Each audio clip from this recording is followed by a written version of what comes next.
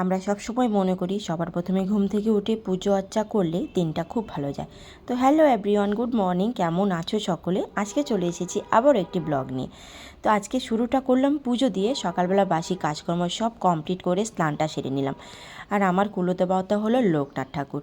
আমি বাপের বাড়ি থেকে, আমি ছোটোবেলা থেকে যে লোকনাথ ঠাকুরের পুজো করতাম, তো আমি শ্বশুরবাড়ি আসার পরেও দেখলাম যে লোকনাথ ঠাকুর এই বাড়িতেও আছে। আমার মানে কষ্ট করে আর আমাকে আনতে হয়নি ঠাকুর, দু বাড়িতেই আমি এসে ঠাকুর পেয়ে গেছি। আমি মন প্রাণ দিয়ে বিশ্বাস করি রণে বনে জলে জঙ্গলে যখনই বিপদে পড়ব না কেন সবসময় কিন্তু আমাকে রক্ষা করবেন ঠাকুর। তো পুজো দেওয়া কমপ্লিট করে এদিকে আমি চলে এসেছি মামকে রেডি করাতে, স্কুল নিয়ে যাব। আর আমাদের সংসারে যা কাজকর্ম থাকে, মানে মেয়েদের কোনো কাজকর্ম থাকে না বললে একদমই ভুল। সকাল থেকে রাত অবধি কোনো মানে স্বস্তি নেই, সারাক্ষণ শুধু কাজ লেগেই আছে একটার পর একটা। সেটা আমাদের মতো যারা হাউসওয়াইফ তারা সকলেই জানো যে আমাদের একটু স্বস্তিতে বসার বা একটু রেস্ট করার সময় একদমই পাই না। তো চলো আজকের ব্লগটাও সেরকমভাবেই কিছু একটা করব। আর এই যে সকালবেলা উঠে স্নান সেরে পুজো কমপ্লিট করলাম, তারপরে রেডি করলাম মামকে রেডি করানোর পর মামকে একটু ভাত খাইয়ে দিচ্ছিলাম। দেখো পিছন পিছন দৌড়ে দৌড়ে ভাত খাওয়াতে হয়। রেডি এখন স্কুল যাওয়ার জন্য। মাম্মা দেখো আমাদের বাড়ি আজকে কে এসেছে? আমাদের বাড়ি কালু এসেছে, রোজ দিন আসে। আমাদের গরু। আমাদের গরু। এই দেখো দুয়ারের সামনে সুন্দর দাঁড়িয়ে আছে, যতক্ষণ খাবার দেওয়া হবে না ততক্ষণ এখান থেকে এক পাও হিলবে না, তাই না? হ্যাঁ, কিন্তু আমাদের লেট হয়ে যাচ্ছে, আমরা এখন স্কুল চলে যাবো। মাম্মার এমনিতে অনেকটা লেট হয়ে গেছে। এখন চলো স্কুলে মামকে রেখে আসছি, পরে তোমাদের সঙ্গে আবারও বাকি কথা হবে। সবাই সঙ্গে থেকো, তাই না মামা? চলো লেটস গো। মামকে স্কুলে রেখে আসার পর এদিকে আমি বিছানাটা গুছিয়ে নিচ্ছি। এখন বাজে 10:30 মতো। মামকে 10:30টায় স্কুলে রেখে আসতে হয়, না হলে গেট তালাবন্ধ করে দেয়। 10:30টার মধ্যে মামকে রেখে এসে তারপরে আর কি সংসারে কাজকর্মে লেগে পড়লাম।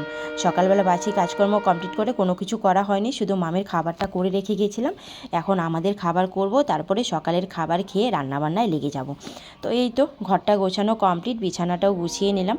তো ঘরটা একটু খালি খালি লাগছে, কারণ বিছানা না গোছালে ঘর একদম খুব খারাপ লাগে দেখতে। যাই হোক, আমি গেছিলাম বাজারে, সে বাজার থেকে বাজার করে নিয়ে এসেছি। দেখো হাতে কিন্তু একা হাতেই সব কিছু করছি। বাজারও করে এনেছি। আগে মাছ কিনতে পারতাম না, এখন কিন্তু আমি মাছটাও কিনতে শিখে গেছি। আগে বাজার কখনোই করিনি। তো এদিকে দেখো ভাতটাও ফুটে গেছে, আমি ভাতে ফ্যানটা ঝরিয়ে এদিকে আমি মাছগুলো ভালো করে ধুয়ে তারপরে এখন মাছগুলো ভাজতে বসিয়ে দিলাম। তো এরপরেও আরও অনেক কাজকর্ম আছে, তো চলো সঙ্গে থাকো, দেখতে থাকো। সারাদিনে কি করি না করি, সারাদিনে এইসব করতে করতেই কিন্তু আমার দিন বেলা সব কেটে যায়।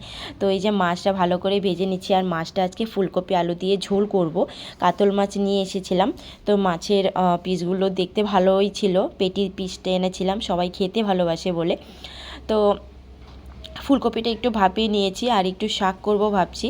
তো মামের পাপা ওরা তো শাক খুব একটা খেতে চায় না, তো আমার জন্যই করব আর কি। তো ওদেরকে অল্প করে দেব। তো এদিকে দেখো আলুটা প্রথমে ভেজে নিচ্ছি, আলুটা ভাজার পর আমি ফুলকপিগুলো দিয়ে দিলাম।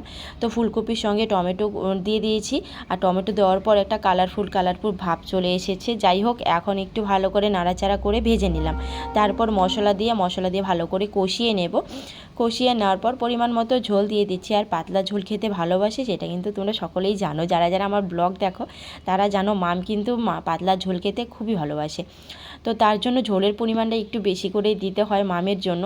তো এদিকে ঝোলটা মোটামুটি ভালোই ফুটে উঠেছে, এখন মাছটা আমি দিয়ে দেবো, আর দিয়ে দেবো ধনেপাতা কুচি। আর সবজিটার কালারটা কেমন হয়েছে, খেতে তো ভালোই হয়েছিল। তো ধনেপাতা কুচি দেওয়ার পরে কালারটা যেমন আর একটু মানে ফুটে উঠেছে। যাই হোক, এই যে আমার রান্নাবান্না মোটামুটি কমপ্লিট। তো এদিকে আমি শুকনো লঙ্কা, কাঁচা লঙ্কা আর রসুন থেতো করে দিয়েছি, শাকটা ভেজে নেব। আর মিশারি শাক এনেছি, 5 মিশারি শাক, খেতে আশা করি ভালোই লাগবে। তো চলো এখন শাকটা রান্না করার পর মামকে ভাবছিলাম আনতে যাব, কিন্তু মামের পাপাই চলে গেছিলো মামকে আনতে, আমার আর যেতে হয়নি কষ্ট করে। তো এই যে আজকের রান্না বান্না, মাছের ঝোল, শাক, আর এদিকে স্যালাড কেটে রেখেছি, আর এদিকে করেছি টমেটোর চাটনি। তো এই ছিল আজকের রান্না বান্না। তো মামও চলে আসার সময় হয়ে গেছে, তো আজকে বিদায় নিচ্ছি। নেক্সট ব্লগ নিয়ে দেখা হবে। ভালো থেকো, সুস্থ থেকো।